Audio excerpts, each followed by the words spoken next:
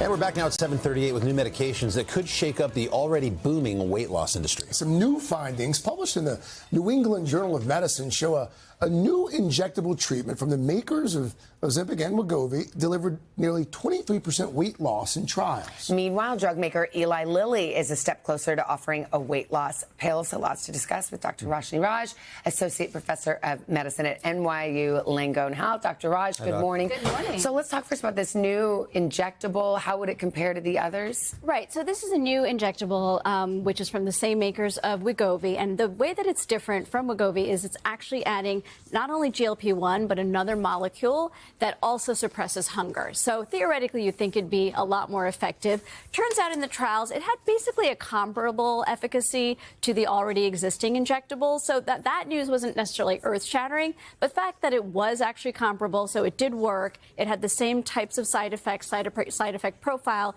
and very few numbers of people actually had to discontinue due to side effects, just shows us we have yet another option in our arsenal. And, you know, the more injectable drugs we have, the better, because it really is competition, which will hopefully drive pricing down. Yeah, you know, ever since the injectables hit the market, people have been clamoring for pills. I mean, correct. In part because of cost, but also in part because a lot of folks are just sort of averse to the idea of giving themselves a shot. 100%. What's the latest on the pill and the takeaways? Right, so the Eli Lilly pill, which we've been hearing a lot about, now we have an even later stage trial showing really good results in terms of efficacy. So this is an oral pill.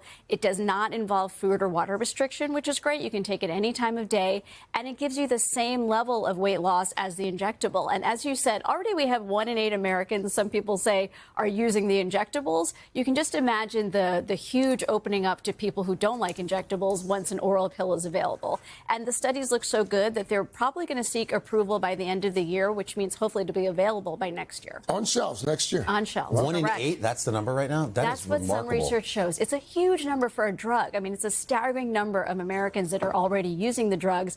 One thing I will point out, though, that, you know, these drugs are meant to be taken for life. In many cases, people discontinue, either because of side effects or the cost. We do think that the oral available version will help more people stay on it longer, which is what they're supposed to do. What would the timeline be for the oral to be on shelves? Hopefully, they're saying next year, hopefully early next year.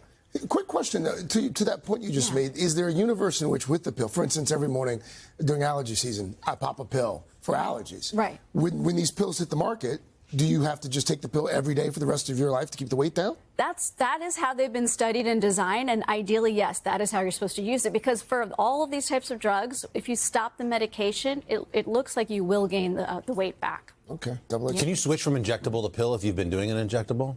Yes, theoretically you can. Of course, you have to talk to your doctor. Every case is different. But that is, you know, some people say, should I wait for the pill? Should I start now? If your doctor and you feel you can start now, you should. You shouldn't actually wait for something else, because there's definitely a path where you could switch to something newer when it's available. Awesome. Thanks, Doc. Thank you.